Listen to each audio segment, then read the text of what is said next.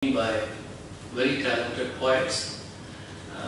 Since we are already 10 minutes into the schedule, so we will start straight away. Before that, I would like to welcome each of the poets with the Akademi publication.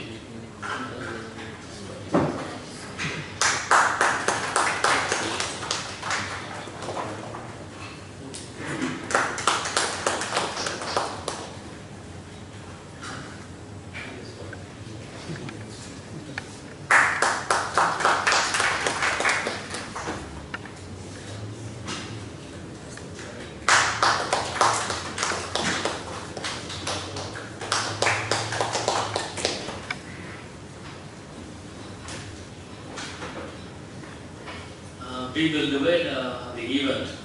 There will be 2 rounds. We will make it into 2 rounds. First round, each poet can read 3 small poems up to 10 minutes. So then we will leave the forum open for discussion only among the poets. If they want to ask any question to each other, and then we will proceed to round 2, where again maybe 8 minutes or 10 minutes people can read. So we will start with Medha Singh. I will introduce the poets only when they start, not in the beginning. So we will start with Medha first. Medha is a poet from Delhi, and her poems have appeared or are forthcoming in Nether, Cold Noon, Muse India, the Bombay Literary Magazine, Journal of Poetry Society, Indian Cultural Forum, Stadil Literary Journal, Poetry at Sangam, and several others. I don't know how to pronounce your book's name, but Poetry Wala has published. Anyway, so our poems are forthcoming in the Sahitya and only publications. There have been anthologies have been included. Written US anthologies of contemporary Indian writing. She has violence in the Hindu, MTV, Border Movement, Rock Street Journal, and Rolling Stone magazine, where she wrote on music. Her interests range widely between philosophy, photography, cinema, music, and painting. Owed largely to filmmaker Jodorowsky. She is a former editor at large in Kolno. She holds master's degree in English literature from Chawla University. So I request all the poets to say the title and maybe in a line a theme, so that even poetry deprived people can relate to what they are reading.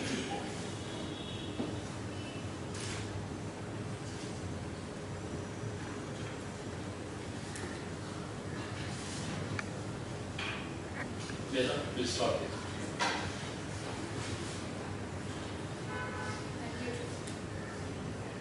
Thank you everyone for coming here. I'm sorry we got a bit late. The first one's called In Flight. The earth now curving at the edge of the abyss, sliced, polished, luminescent, azure, its surface aglow, grains of light shatter on the horizon. Like a childhood dream, a world you promised to never forget. One day you might need to be its occupant. It may need you to bear its own emptiness. Double. A child in your core shoots an arrow into the sun, now retrieving the winter that seemed to carry on endlessly. Your cranium cried for seagulls. You long for the familiar shape of a shadow. You swallowed in the exchange, walk past alien bodies, a mesh airport crowd, and feel in your mouth the spray, the salt of a distant shore. Encounter. Water's choreography on sand leaves it in a twill. Lines crossing each other at your feet, each intersection is evidence that encounters were once all divinely uniform accidents of being in perpetual transit on the way to a necessary devastation, its final unmooring. Fire. A girl is kissing German. She sinks in his embrace a while, then unravels from it, stops and turns, asks me for beer, For the winter, it's a queer choice of alcohol. I offer her rum. This is our party in the trees. If one had to do just a thing, she says, just one thing, what would you do? I smiled, feigning candor, pretending to know the answer. I'd make endless bonfires in the winters of your lives and drown in their warmth like a rock in quicksand.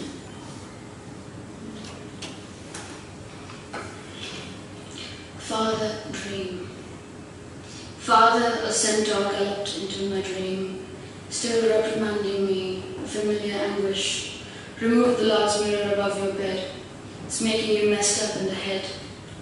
Mirrors are portals, exposing the ghosts in and around us, we'd all rather banish.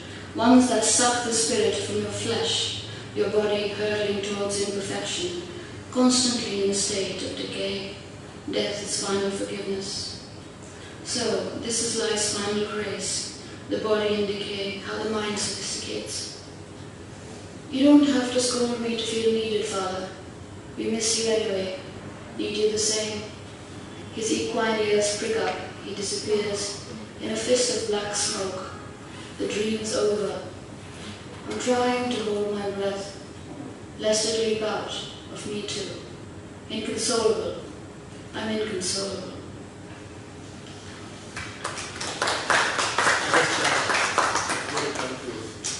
How do you pronounce this?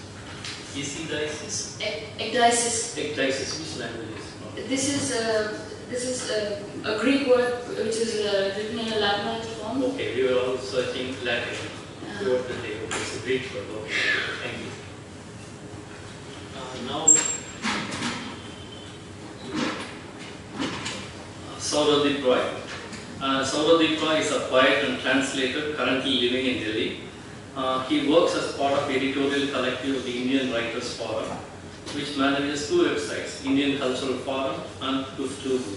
He was shortlisted for Mary Ballard Poetry Chapbook Prize and the Red Leaf Poetry Prize, and longlisted for 2 Funds Awards Award in Creative Writing. Souradeep.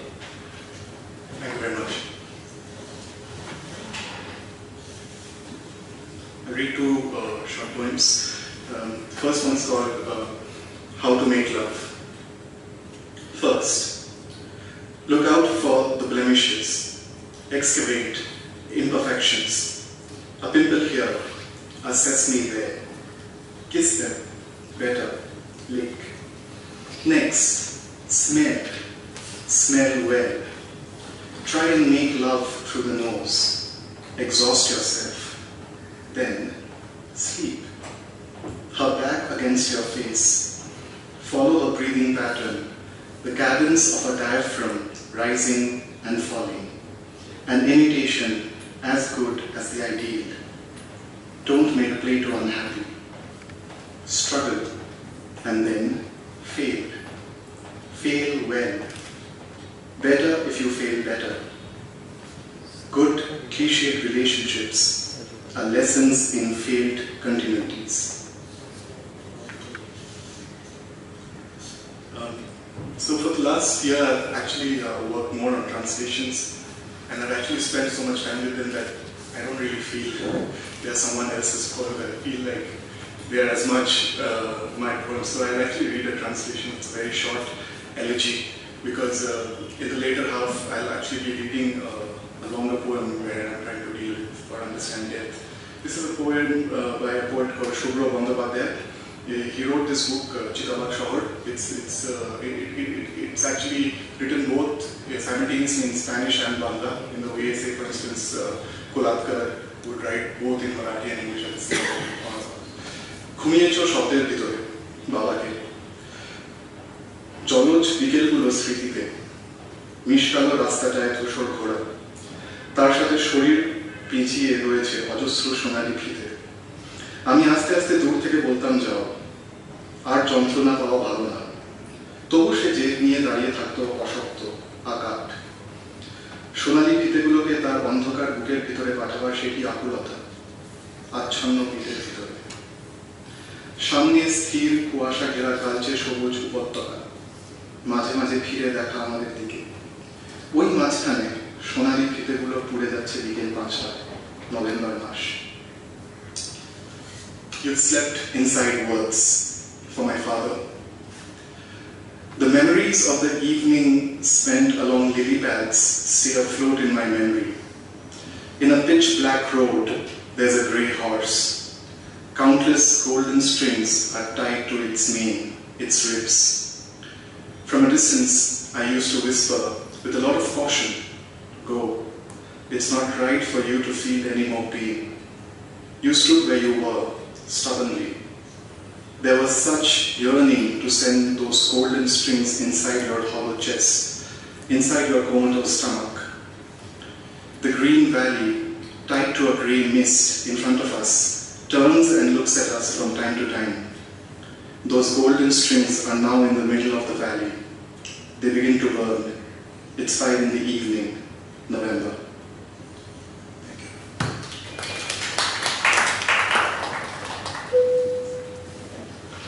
Next is Professor Nishi Chawla. She is an academician and writer. She has published 5 collections of poems, 2 novels and 3 plays. She has just finished writing her 4th play. It will be staged in Washington DC in mid-2018.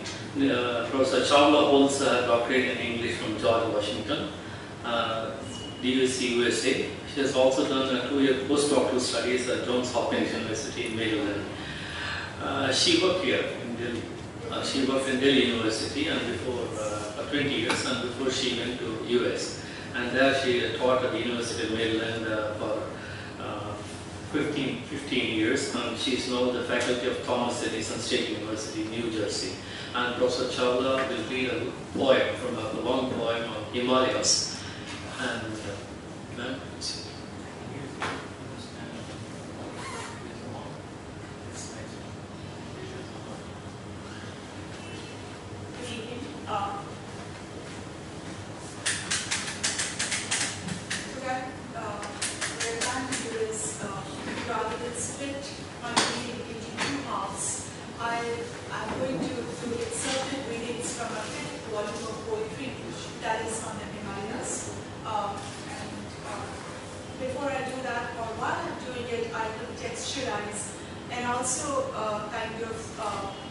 offer insights into how I organized and structured this long poem into about 8 sections. My 110-page long poem on the Himalayas is my own personal response to the physical and the cultural landscape of the Himalayas, where I adopted dialogic tone, addressing them as you. The Himalayas are not just grand and somewhat intimidating, but there is also a quality of sacredness about them. They move us and they speak to us as religion kind of moves and speaks to fervent believers. The first section of my poem, in the first section of my poem, I interweave the geological origins of the Himalayas with its mythological birth. The carving of the Himalayan mountains, although a geological blink of an eye, involved the collision and the shifting of the tectonic plates under the Earth's crust, say about 50 million years ago, some kind of, not sure, between 50 to 500 million years ago. The National Geographic, in fact, now thinks it's about 500 million years ago. But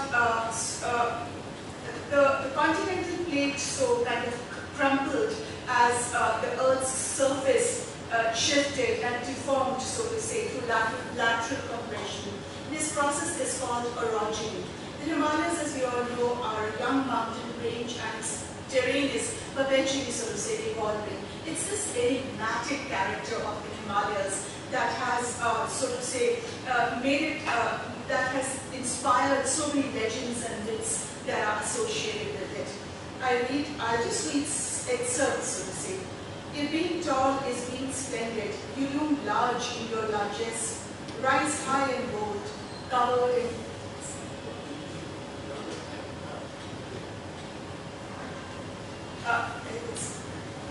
is this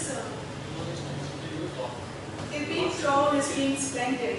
You loom large in your largesse, rise high and bold, covered in gleaming gold and green rock brown, mighty and majestic, standing tall. You are the Himalayas. rock strong, a blanket of silver mist covers your summits, your rocky life between. 1500 years of daily worship, a vast kingdom of mesmerizing meditation, fate-deciding karma, and experiential reality mixed with jnana share a portion of the divine, rituals of pure bhakti. If a music can be created out of a tradition, pulsing and surging between two tectonic plates, crush and break into a 1500 mile long mountain arc, Ferozeshah is like a dance, the jewel of the longest range, kindling new love into triangular stars. New love into triangular stars, uplifted, metamorphosed, sedimented. Rock-like, an ocean gathers around it, declines its head. Tethys gets buried, lost in the soft waters, the volcanoes fringing like antiques that are thrust-vaulted. The art of composing a continental thrust, middle passages govern, subduct into an ocean trench, designed to tighten around the body of the mantle, then rise. The blade pushes under the plateau, like a whisper screaming, rising to a scream, like a convergence, a visionary thunder, a seismic encroachment to flame. So you will rise higher, pulse by pulse, the angelus of thrusts, heaping, growling in geological activity, nor barren, neither abated, moved upward. You have witnessed ice sheets compressed with pure rage, daily spread along your northern edges, crooked neighbor of my dreams, my dread. The Himalayas have traditionally been associated with a state of heightened consciousness. So the next few sections explore its physical attributes, its fauna and flora, its rivers, its peaks and glaciers, and of course its people. Like strips of you, the majesty of the Himalayas, like a child from your womb, your rivers and lakes, like multi-lettered, many-meaning, one-syllabled word, demand reverence, a space filled with your own being. Wilting in the arms of your glacial fields, with Himalayan beauty, sprung in the throes of boulders, mass formed of twisted memories, breathless, point to point, shattered riverbed, pressing through river gorge of fire, creeping closer, rapid, that roll into one another's arms. The process of a deep clear walk, then range through a spasmodic gate. Rocks that contain untraced faults, rocks that sediment the winds of time, rocks that metamorphose, forms of lingering notes, only a moss grows, like a toothy horned grimace injected, those narrow walls of high-speed winds, a loud sound splitting the soon, fast and freezing jet stream, not even furtive pity, injected into the stratosphere, in a long white gown, confused, mounted and dressed in snow, blizzards that spew an unremembered time, and avalanches that would freeze death in its path, the turbid ardor of its rumbling, a thick blast of rock, ice and wind sliding, gliding and shudder through its own massed rack. There's a level of ecological cause and effect, so to say, among the mountain species that is too complicated for us humans to entangle. The Himalayas, so to say, the Himalayan ranges are an ideal habitat for a rich and unique species of flora and fauna. There are varying life zones that support a very exciting range of fauna, but encroachment of human populations, so to say, onto them has forced many threatened species into the protected zones. This kind of, naturally segues into the sixth section of my poem on the environmental forces that threaten the Himalayas, the biodiversity and human livelihoods of the region. Will the snowbirds sing an ode to the dandelions and the mountain sorrel, the soil beneath that sustains and break, into the trailing streams and lakes, through the verdant gorges that tumble down, the densely tufted rhododendrons sparkle in the sun, pay themselves off as ecosystem engineers. acidify the mountain soil. The wonted impulses within else benefit themselves. Like a gust swelling, threatened, corpse-like, unsealed, amid the western alpine shrubland, amid the rumbling voices, rhododendrons fused with the voice of summer, the cold on a long, wet Himalayan niche. The Himalayas are under threat, of course. Deforestation has laid vast stretches of land barren, and several endemic and rare species have been threatened into extinction. Droughts and floods are a recurrent phenomenon.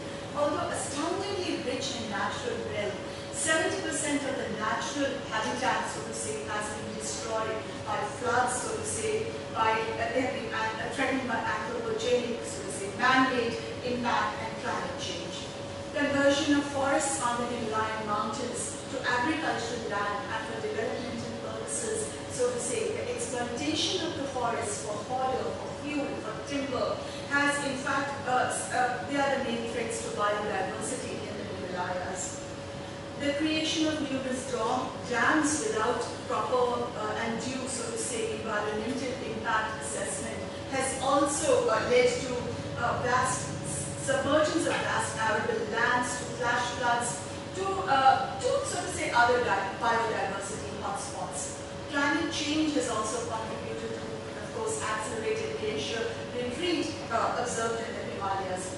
The human and ecological displacement of the Himalayas, it's a kind of eco poem also, is one thing, but to tease out, so to say, a poem out of it is another matter altogether. Root rot is a real offense, wasted.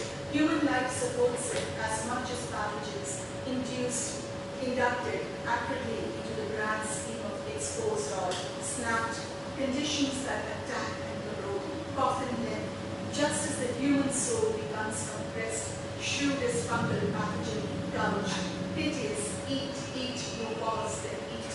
When conifers become susceptible, they kneel, then part, broken, limbated by bitter limb. The caustic, stressed effects shake these mountains, limbering, breathing, bend, move, break, austere trunks crack, old and mature trees moldy, enclosed, disagree with each other, then hunched, send apoplectic streams through the bellies. And finally, to the last section of my poem, which is titled Symbolizing, it kind of, I explore or examine the symbolism of the mountains. What divine revelations, so to say, the Himalayas offer? What broken voices of our own primitive consciousness are heard in the mountains? What forms of self-reflection and observation are precipitated, so to say, by the formidable presence of the Himalayas? Why is it associated? Why are the Himalayas associated with renunciation, with moksha, so to say, with detachment? We seek explanations for a conscious symbolism in the Himalayas, or are the explanations themselves bewildering? I read, your tall peaks see how your people become a part of you, your fingers and theirs, a seamless soul, smooth growth of human gestures, your bones and theirs, a narrative of mingling cultures, broad shade, a part of you, a part of your silver deodar meats, simple prayers carved on monastery stones, your shadow fanned across curled lips of bells, as women carry their heavy loads, their faces disappear into your being, your coast, your masked conical head. Simple mountain cultures dangling out of simple singing syllables, happy as the wind blowing through your spaces, insisting on a simple way of life, like the glittering lights on your tumultuous back, twilight penetrating, clinking. Your killer beats gyrate under the burden of those voices. Layers of modernity hide the truth, their poor selves smothered like the heavy load of heights carried on their backs, their truths reshaped into spanking new roots. Against your shocking authenticity, against your shimmering silence, the desire to be disappears. For you will displace their dust into your bones, so they will relearn the art of simplicity. You so will exude amid your brightly feathered white glory. Up the valleys they bound, into scattered legions of escape, through villages so accustomed to your warnings of sunrise, high mountains that proudly wait, and fragile dignity, loose boulders and rocky trails that embellish, turning you over. Walk the old trade routes. The Sherpas are carriers of pain, like yaks, bound to the purpose of life. They never question a necessary patch of your quiet dreamings, treasures that load, piercing, nor ever experimenting with their karma. In your triangulated arms, do the divisions of Negroid, Mongoloid, Aryan tell us new falsehoods? You have no use for the scraps and bits of human divisions. Your benedictions whisper new metaphors.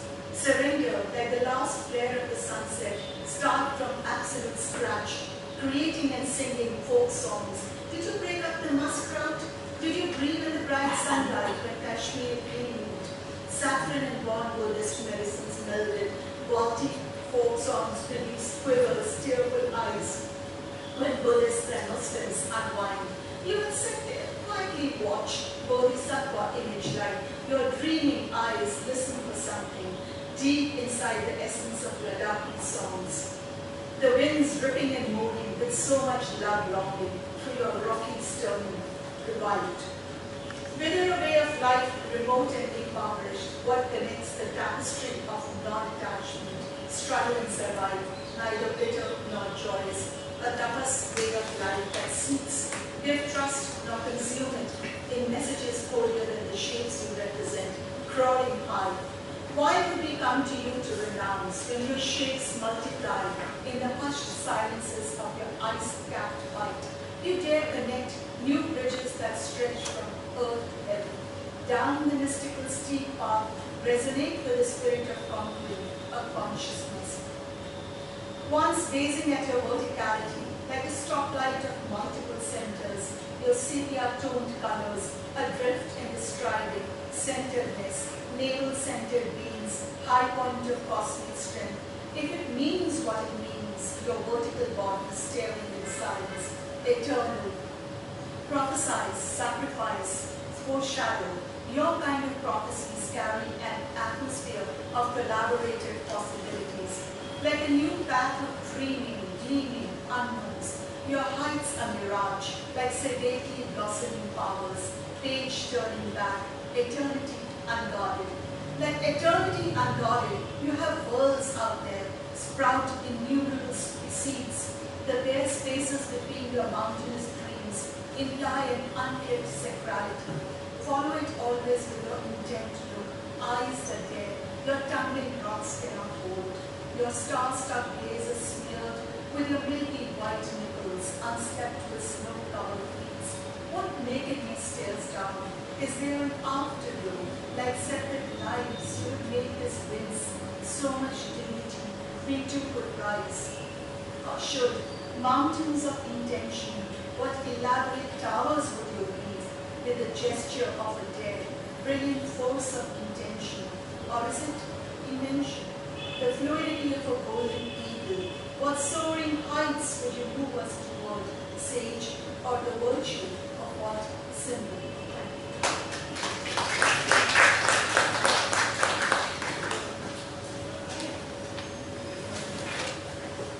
Next is Urvashi Bahuguna.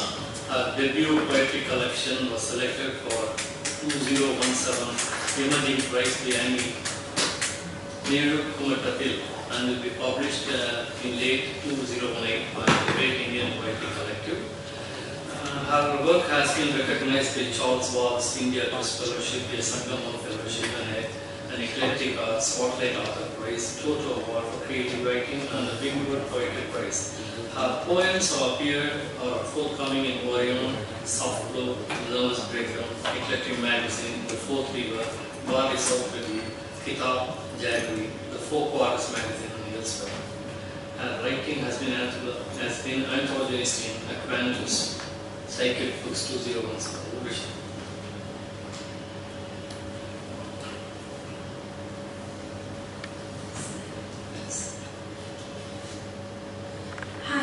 Can you hear me?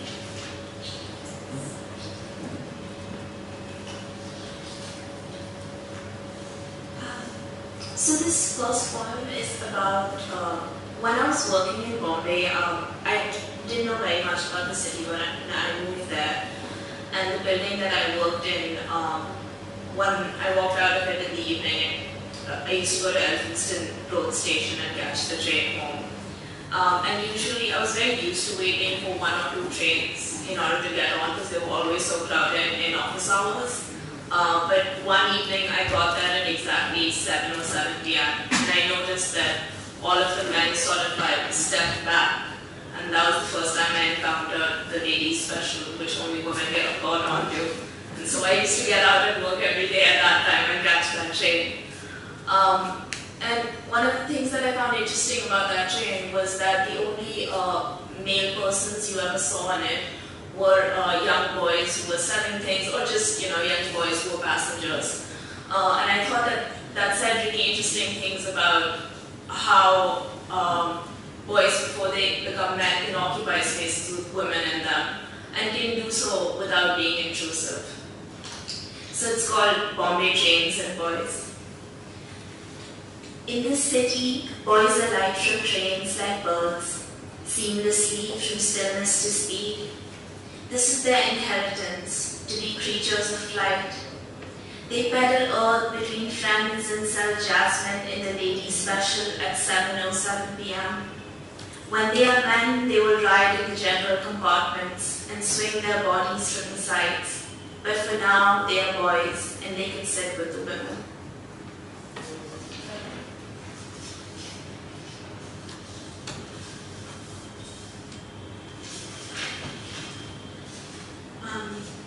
This one's called Packing, and it's another Bombay poem. I watched the coasters the day before you visited. We took turns making tea. We heated bath water in kettles. You said I shouldn't live this way, but I did. The first day I moved into that apartment on church steps, the flood came. Without a broom, I soaked the water up in rags, wrung it out in the sink, and repeat. I've been working on an inventory of phrases I did not use with you. I studied contours on my days off, Crescent's Day, where you stayed for a moon cycle. I held the body as it waned, like you held the head over steaming kettle when I had the flu. In a hurry, I give away your clothes. Somewhere in Bandra, there is a man hunched over in your shirt. Not even from a distance could I mistake him for you. Something that I should have explained before I read out this poem was that, again, because I didn't know very much about Bombay before I got there, the apartment that I ended up renting was only accessible through a church. So you had to enter the Mount Mary Church in order to walk down to my apartment. And because it was on church steps, every time it would rain heavily, everything would flood, and you would have to walk through flooded steps in order to get to my apartment. I'll just read one last poem. This one is called Waiting for Movement. And I grew up in Goa, and there wasn't very much to do in the afternoons or in the holidays. And I was reading a bird book in Goa once, and there are 3 types of heron in Goa. And the bird book was talking about how the heron sits on the side of the water waiting for hours for the water to move. And so that expression, waiting for movement, always stayed with me, and it sort of described for me what it was like to live there. The laburnum is laid with its lightning yolk, an abundance of mulberries stains folds. A bird call, round and refined, emanates from the forest. This day holds its stillness like breath. I set out to invent an explanation for a rotting fruit to solve. The only event is humidity. Somewhere a heron has been perching for hours, waiting for the stillness to give way, for the surface to tremble with a tadpole or an insect to eat. Evening prayers at the mosque travel over the light, leaving the tops of trees. At 7, the church radiates through the houses in the village, pausing between each toll to allow breeze and a vehicle in the distance.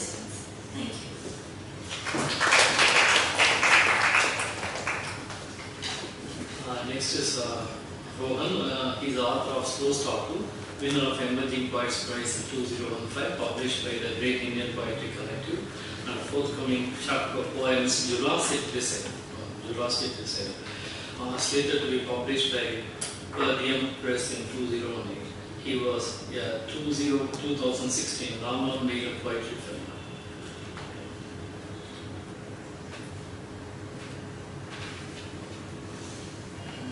Thank you for having me, and thank you for coming to listen to us read our poems. I'm going to read two poems. Both of them are somehow connected to the railways. So I'll start with that to sort of give a uniformity. This first poem is called Towards Some Dark, and this was written on, I think I wrote it somewhere around 2016 late, and it was a very politically fraught year, and it was overall just horrible, I guess. So it's sort of, it carries that mood somehow in it.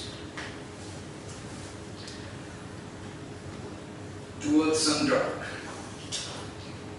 They came at dawn, 3 angels in jumpsuits, and felled the 2 ash trees in front of the neighbor's house. Now from our porch, the view of the sky stretched unbearable blue, rent open from a mesh of shadow green. The smell of pine in the air, pungent, wild. I thought this is how we arrive at clarity, through some clearing of the living. When grandfather was dying, we found the little money he'd squirreled away in a box, too embarrassed to bequeath it to any of us. Him pleading to us for the final hours, to please pull the fucking shroud of his head. It was the yellow mosquito net hung low above the bed, where he lay hallucinating, furious we were trying to ease him towards some dark. Our flushed faces to him then, like the inhospitable cities of his youth. So much loss manufactured by men alone. So why not those angels at dawn, armed with their power saws, putting back simple terror into things? Like the monsoons bringing the abattoirs to the flooded city streets in Dhaka. The bleeding child who supposedly asked, "Excuse me, sirs, is your Lord counting all unrequited airstrikes? Or is his Jurassic desire our extermination to be?" Now the wind flits on our porch like a young, unremembered thing. That one-legged beggar I once saw hopping across the platform to catch the intercity, so he could beg through the bogies 7 stations and back. But don't forget the wind. It has lost something and doesn't know it. Sniffing about the heady stink of sawdust and grime, stomping on our roof again and again, like it has stepped on so much blood drying from small wounds. This next poem is much more direct in its sort of examination of my own memory of traveling from Bombay back home, which was like a 3-day trip, and this was much before, flight prices were cheaper and people could fly. So I had to go back to from Bombay to Alipurduar, and it would sort of, it's basically it's like a cross section of the, it's like a 3-day, 2 nights. And this is also like I was trying out a bit of an exercise with sound more than anything. So it's the images, it's basically in service. The narrative here is in service of more in terms of sound, I think, more than anything else. So that's the background of this. The Indian Railway Canticle. 3 days, 2 nights in a metal box, laddering down the barren heartland of the Republic. Land blistered by drought and the blight of small towns, fratricide religion, and mass-distributed snuff films in the pawn shops. I was a boy trying to get home, always trying to get home those days, the city flinging me out. For hours I read The Stranger, counted the mullions on the windows, pushed my feet against the warm wall of aluminium and sun mica, drifting in a heat-induced slumber on the upper berths when no transvestite would reach over and pinch my cock. Outside the precision of metal and wheels, long blue metaphor of the wandering wound in transit, I saw storms lash the ruined fields, lightning bolts tenfold brighter than all the villages' light bulbs put together, 4 Pakka houses with electricity, 1 with telephone and no police station for miles, and the sun bearing down infernal since dawn, breathing fissures into the earth, men sitting under the people, in the evenings defeated by heat and no wind, men whose knowledge of snow distant and disputed. So why not the sorrow farmer sowing himself in the crosshair of the oncoming train? Because I've seen, in kinder times, the freight cars grind to a halt to let a herd of elephants pass. At one time, outside the window, a beautiful young woman, half-veiled, and a ferret-faced infant on her hips, yanking her hair with still the mist of rage of birth, no hope for it. We saw the brooding swine of father.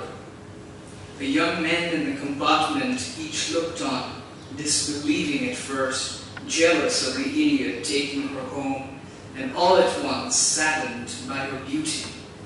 The apologists for the low-grade genocide lost for words, the plain shock at the sight of a great beauty existing without strife. When the train moved along for hours into the evening, we nursed that silence to sleep, and all night the urinous stink moved in the compartments like an old ghost, the shed and filth of men in the cars accumulating by the end of the first day, the food, the flying spices, languid changing every 100 kilometers into the next, stations with names like Divine Nagar, Clutterbuck, Gunj, Vestigios, 377, or Horsehair, Barrister Rates. Outside, the wind, sun, rain beating down on the trundling warm of rust. Outside, the landscape fuzzing across state lines, invisible weathers, viral strains, the dim industry with its sewer breath at night, to the fragrant mist rising from the harvest hay in the morning. Closer home, I saw deer stray into the edge of the monsoon's verdure. I saw disappeared children made to beg in the arms of cripples. I met hucksters who tried to offer me tea with ketamine. I saw a couple making love inside, a coarse blanket on the upper berth. I saw a leper radiating the same diameter of horror as the average untouchable. And arriving home always, the bruised sky of dawn telling me something, and knew for a moment, then didn't.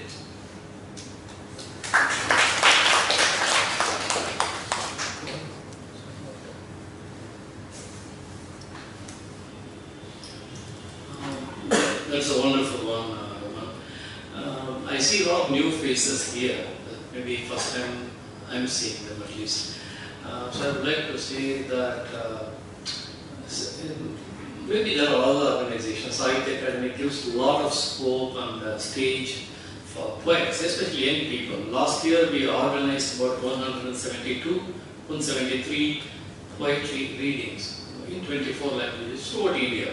There's almost every second day there's a poetry reading or something. Even here, some of your friends may be poets in Hindi or Bhojpuri or Nepali, whatever language, Urdu maybe. So you can tell your friends, they can contact us. We'll be very happy to organize young poets. So they will come and approach us with their credentials. And tomorrow also there is a poetry, it's called Kavisam. So Kavi Sandhi is a platform where we invite established poets. Anthony, this is in Hindi. This is a Hindi program tomorrow. It's Ganga Prasad. Whoever is interested, they can come tomorrow at 5 o'clock.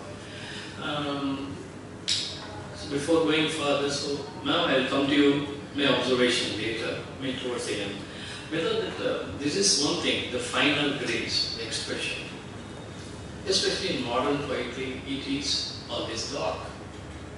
If you see those early 20th century spiritual or religious Indian English poets, like Rabindra, for example, they all use, even Christianity, it is at least perceived positive connotations.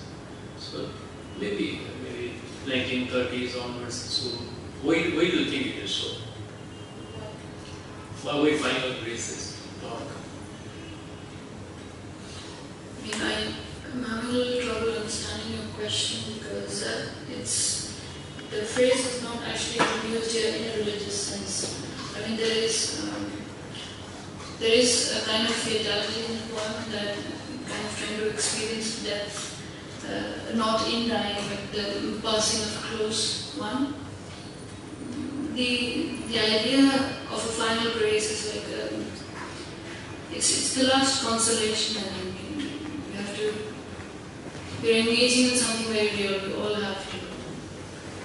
Yeah. And I think certain things that are appropriated by religion, tropes, phrases, they're kind of the ways of trying to negotiate and understand things that we don't have conceptual formations for. I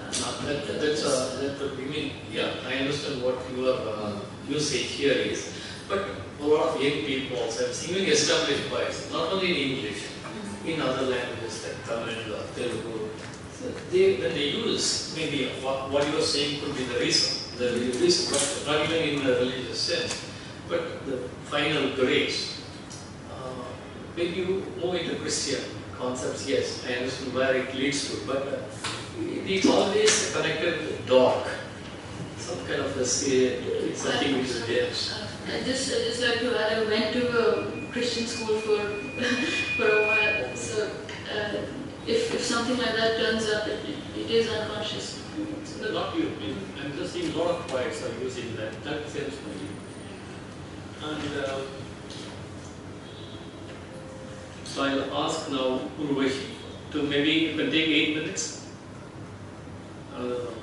You don't have any more poems? Yeah, please. You can have 8 minutes, you can take. I might come to you later. Let's see.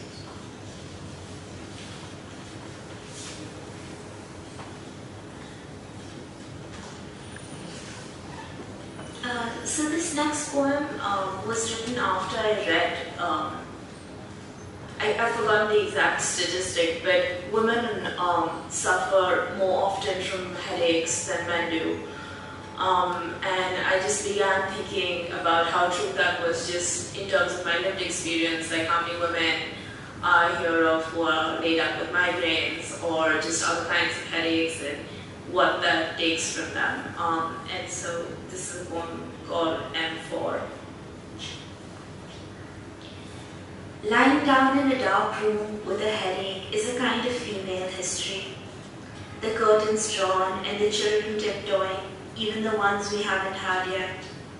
The rain slowing down on the AC is the one bearable summer sound, as the cool cloth shields us from our temples scathing. The way our bodies fail, they call this softness. We have had to come home early, turn off lights to survive, to ask for silence like a spoonful of sugar from the neighbor. Teaching ourselves a new alphabet, M is always for maven or maverick and making do. Drawing deep circles with oil on foreheads, we treat ourselves with repetition. It's okay, it's okay. I'll just read one more. This is, I'm not very good at being alone by myself for long periods of time, and I once took a prolonged holiday to Ireland, and even though everything around me was like deeply stunning, I think I felt a sort of unexplainable loneliness about it. And this one's called Alone. Only 4 people at a time on the rope bridge, each life rocking the other gently. The stomach is a swing, attuned to this movement, singing with it. The Atlantic is visible under our feet, bluer than anyone remembers. On the other side, the promise waits. A notebook opened, small and fallen flowers collected, drying demurely inside. En route, a Kinavara pony shades its young by standing over it. It is an unusually warm Irish summer. The gulls skimming the waves cool off. Stepping off the bridge, the grass is grasped out for support. I sit far from the edge, thinking of Jory Graham saying, "Joy is the lifting of hunger." A woman in the distance waves. Who, me? I step away from the cliffs. 2 girls ask if I would photograph them, and I ask back. In the photograph, I look small and full of wonder. A pine cone directly wound into itself. Walking back to the tour bus, I breathe so loudly, a silver-haired couple stops to check on me. At final gulp, the Atlantic is wide as a puffin's caw, caw, caw. Thank you. Medha?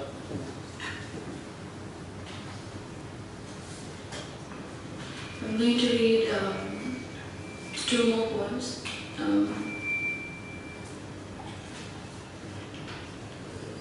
There were young people who work in our houses and man the doors at hotels and no, not actually from the city. First poem is called The Young Maid. Dawn cracks over Delhi like a smooth white egg, yolk of hope, perennially dented, imperfect in the welkin. On the wall last night's smoke-scented jacket on the peg, behind the glass window, a housefly licks the day, sulking. You can't, for the life of you, find a majestic enough metaphor for strife and genesis, so rough, so only rough. All that you don't know yet is that you'll shake some hands at work, grow meditative and feel the slow, tendentious pain of hunger and try to sedate it, yet act irritated like no one has been hungrier. Do you know how one could tell by looking at a corpse that died of starvation how it died? Mouth agape like he was yelling. The eyes popped out at you like a clown's nose, and rigor mortis prudently froze the pell-mell of the last and frenetic things he felt. Do you remember the time you once shook a hand that left an impression like a foot in wet concrete and became solid like an anvil in your memory? It comes back every time inanition knocks about in your stomach, sensorial ignition in your buttocks, and why? Why now? Why were her hands so rough, vile at that age? She was 15, maybe less. Why did she choose to do the dishes without gloves? No one to go home to, no one to love, no one to hold hands with or play push and shove. My parents aren't in Delhi, they're in Ranchi. Okay, you say. You could not let us sweep your house at one time. Just play with my toys today, you ordered, and watched her from behind the curtain with the strangest sadness.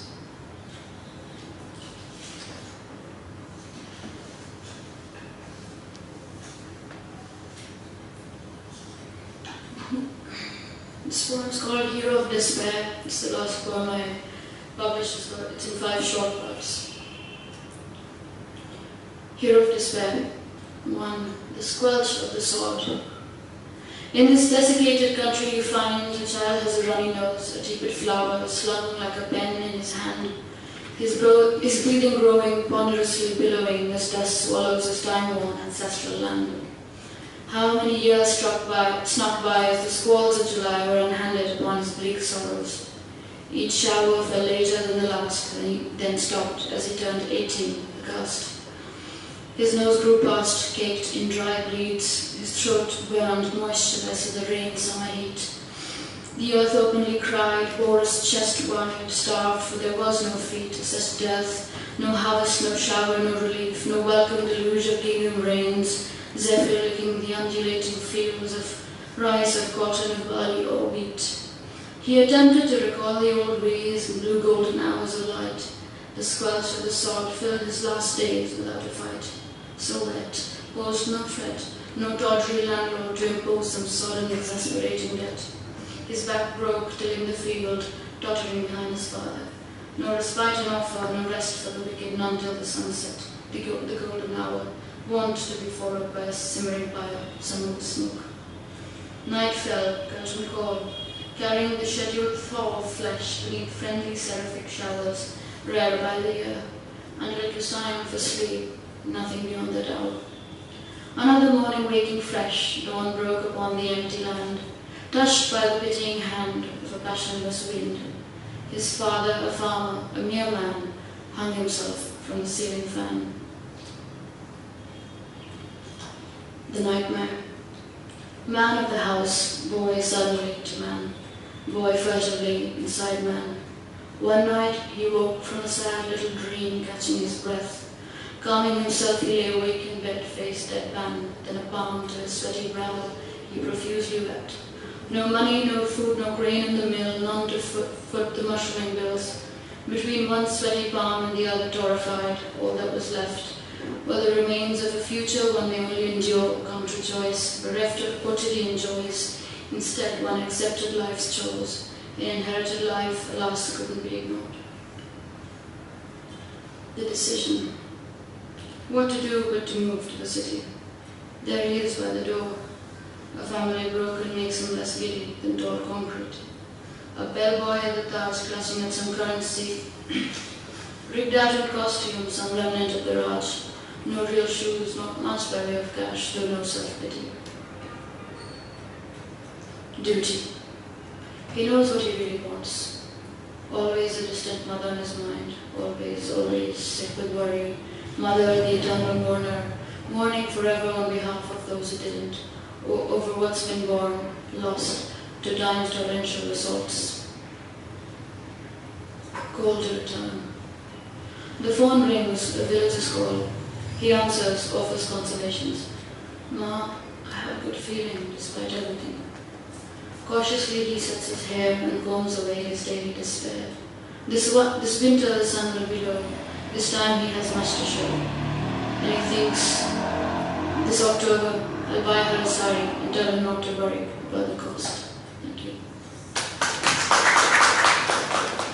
Souradeep.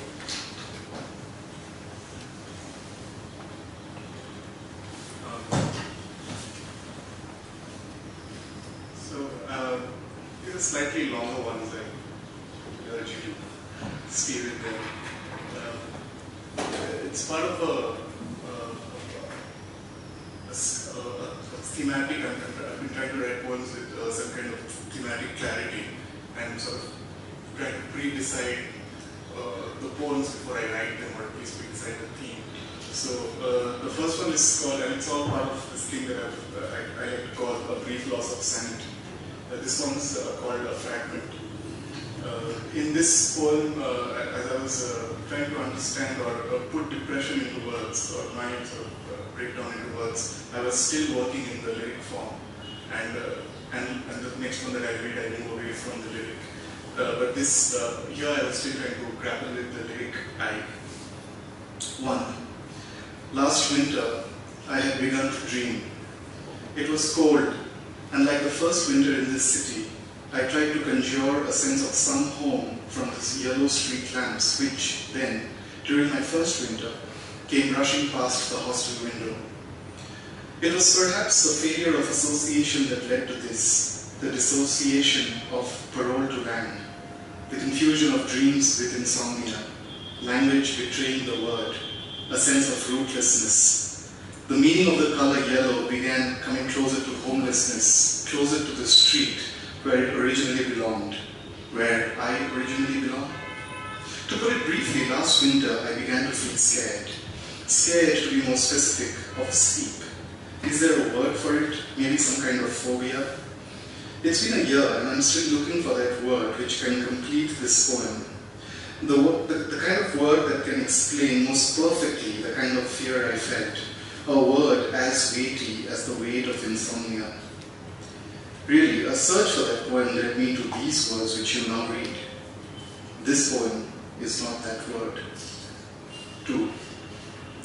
Insomnia, I know, my bones know, most importantly my nerves know, will strike again. But now, the experience of pain helps me preempt its symptoms, the way farmers predict drought in my country and commit suicide. Unlike them, I am more prepared. The fort is set to fight this siege. Let the army arrive. I have a pack of trica under my pillow. 3. I am still of the same height, but my hair has grown and my face is scared. My gaze, my lover says, has changed. We tried to pick lilies from an empty street at night. She tried looking for remnants from last winter's pain. The task for this winter is all set. Join the riddles, complete the puzzle, try and enter the skull, stand right at the center of the brain, better still, at the edge of the nerve, like the word nerve in the previous line, at the edge of the page. Then fall, commit to flight, Google, is Striker a sleeping pill or an antidepressant? 4. Let's be frank, we need to do more tests, blood tests, thyroid tests, or tests of other kind, like say the Arnoldian touchstone. They say Indianness is a valid test for an English poem. You write English or Indo-Anglican or Indian English or English India.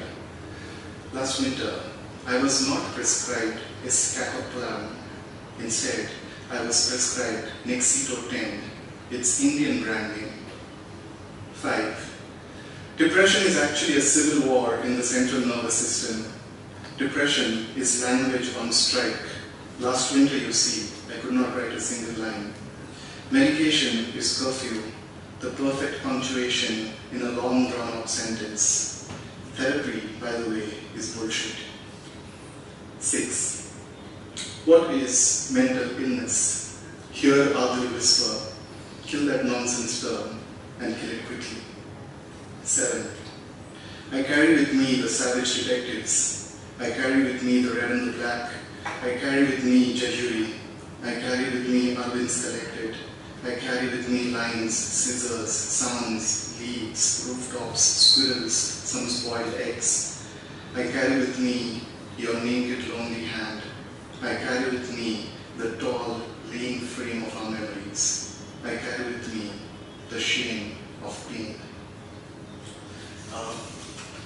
The next, I see these two poems as being part of the same thing, but this one I tried to use a different form, and I felt that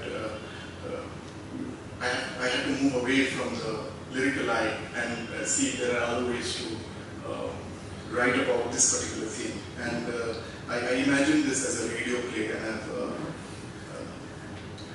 bullied my younger colleague Lutz into reading with me. This one's called, the title is Former Television Actor Mr. S was found dead at his flat on Tuesday. Police suspect it was suicide. A radio play. Act 1, Exposition. This doesn't always happen. Or, let me probably say, has not been happening at all. At least for the last few months.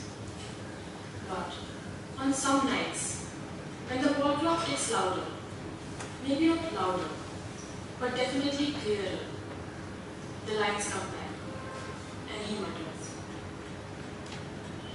The lines came out almost a decade ago, on a proscenium stage in Calcutta, and he tells me he acted in front of a god, the god of darkness. Sorry, the god called darkness, or the god called emptiness. He isn't sure. He could see the eyes from the first 4 rows, but those eyes were not of people, or even, indeed, human-like. They belonged to animals, eyes of feline creatures. In fact, he is quite sure they were cat eyes, green, sublime, their gaze sharp as an iron. When he was an actor, he could see cats, and as he tells me, all of his co-actors could see them too.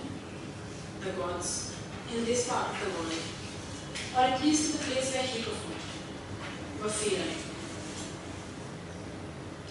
This was the moment they became someone else. They would be beside themselves, a phrase he learned from Reverend Martin, and allow themselves to be possessed by their characters. I wish I could describe for you how a bunch of Bengalis became Macbeths or Henry Fords, but you'll have to come to the city to see how it happens, dear readers.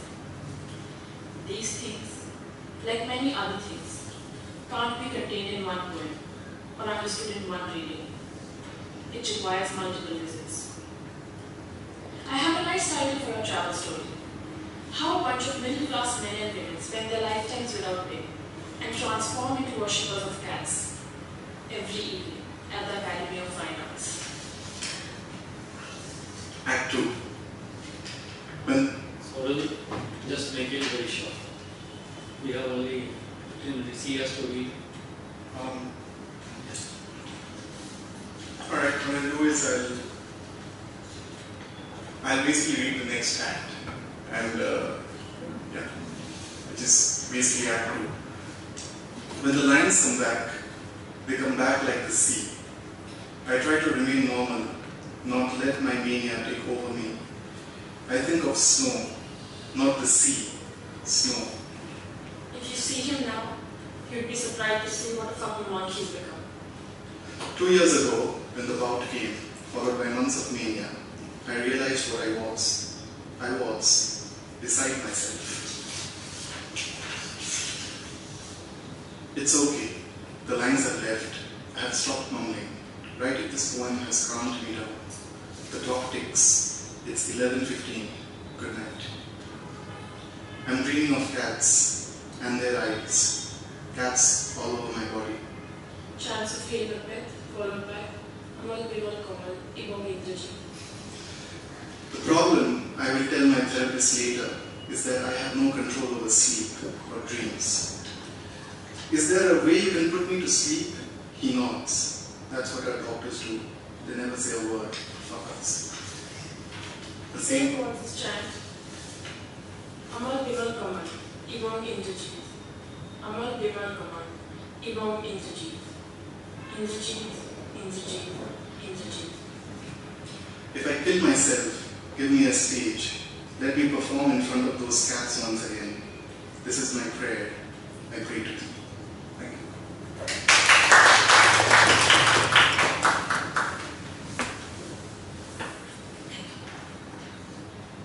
I'm going to read two poems, which is a little more place-oriented maybe, and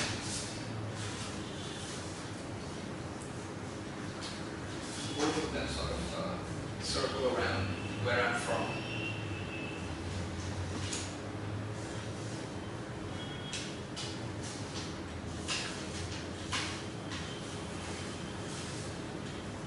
This poem is called King's Feedery.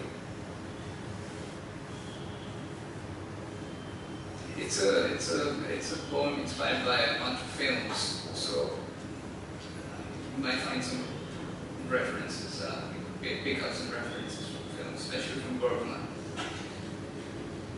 King's Feedery. A few hours from where our house now stands, they say there used to be a roofed enclosure where the kings of Bhutan, savages all then, pillaging through these border towns and villages, would rest their horses after the rape and bloodbath to clean up and devour a feast of rice and mutton served by the locals. The folklore remains only in the name of a lodge built in the same place, which in Bengali means the king's feedery, the place where the king took his meal. For many years now, I've begun to think that is where death stays when it visits someone in the family. The time it came for grandfather, it arrived late. It was supposed to descend at the hour of the wolf, the hour between night and first light, and instead met him late morning, halfway on the highway, sirens blaring all the way to the hospital. Then as if sirens blaring all the way to the hospital. Then as if punishing us for what it botched up, it hung around for a few months, lodging at the feedery, then came for our aunt. Young, suffering in a marriage, she was taken straight by her weak heart. I imagined them both, father and daughter, sitting stone still across a table, sharing a meal of steaming boiled potatoes, and always in the afterlife, that vague dream of salt. Death takes in threes, they used to say, and that year we feared it would come for one of us again. In the trashed room they found death's journals, full of illegible scrawls in some dark meter no one could understand. That year, my grandmother's devastation done complete, a channel of clear running water began thrumming underneath her skin. We heard it rumble all her life whenever she opened her mouth to speak. When I think of love now, I think of her, weeping, pressing the back of my hand against her lips through the car window as I left home, afraid perhaps this time I wouldn't see her again. Brief and bright, a long, blurred life now summoned with death lurking the borders again. Married at 13, and adolescence lost weeping into a vat of chopped onions. Grandfather, barely 18 himself, sorted tea leaves at the factory for 2 weeks and worked at the post office before he opened an eatery where all the unhomed laborers and bus conductors took their meals. She talks about the flimsy wooden hovel for a house perched on 4 frayed stumps, and in her telling, it is always how she saw it the first time, herself decked in gold with that sinking dread, a preface to a life of suffering. When I think of love, I think of how, when they lifted grandfather's bier, she called out to him crying, "My child, my God, my child." So this last one is called The Singing Bone.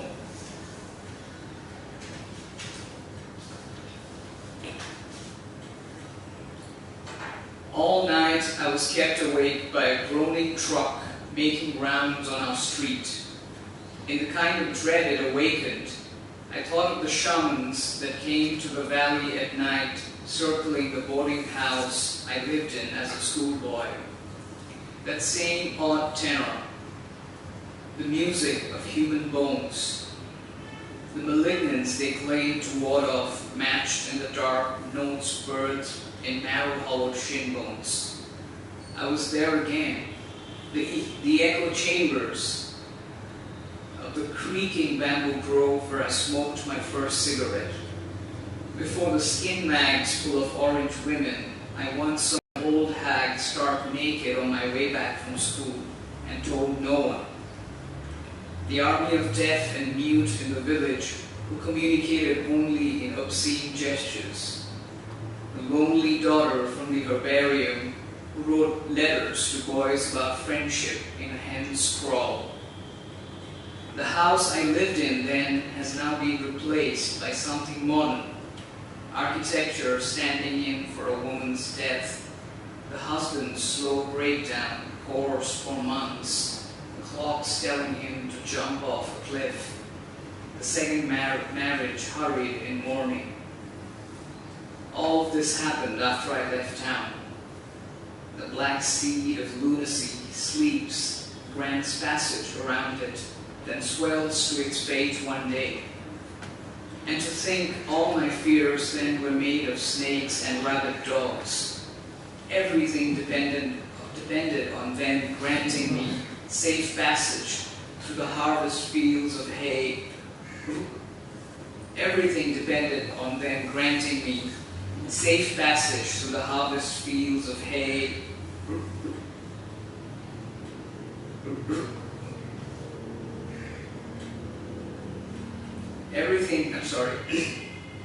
Bit jet lagged.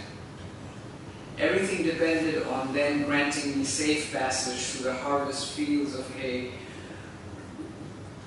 redolent with the smell of Singh, after a night of rain. Sometimes caught in the downpour, I stood under the eaves of caves. The wind churned in them some vegetation, pushed up lightless from the silver blue mud. We hollowed hovels out of lantana brambles, where we spent hours talking about women and wrestling. In that savage land, I stood intact. I was the delicate one sent there to harden. Traveling down from the mountains in the winters, I could hardly hold my insides. A bile-soaked joy trembled in me at the prospect of home. Innards gnarled in the wrench of no breakfast and anxiety. I read later the body's response to a sense of being poisoned. My history of nausea in the cold battle scenes of childhood. Where did it come from? My mother, the absurd, or the long descent to the old style of hell, the asphalt frozen over, slippery all the way home. The shaman always returned the next morning to beg for alms. Some coins, turmeric, rice, strips of black cloth. We circled around him, the mystification undone in daylight. Just a quiet, weary man with children starving somewhere in the mountains across the border. As we sat around, goading him to reveal to us the singing bone. We have 6 minutes left. Anyone from the audience who want to ask any question to any of these poets? Yeah.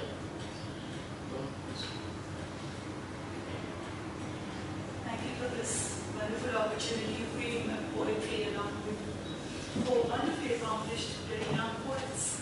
I wanted to kind of just, there are 2 poems in you, reading a translation, and you spoke on about your father, and so, I kind of resonated with Sylvia Plath's Daddy, and could you compare how you start off? I do have another poem called Daddy, which refers to... That's in the right? Yeah, but my father wasn't a fascist figure. I liked him. It's not actually my poem, it's a poem by Shubro. I think they are very different poets, and I think that,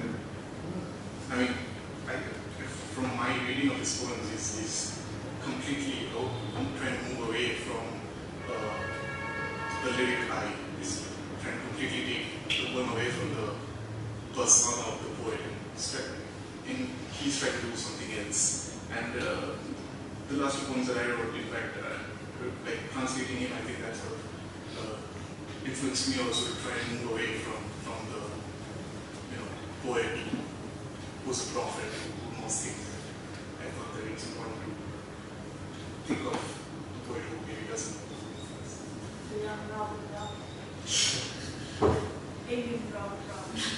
Anyone else?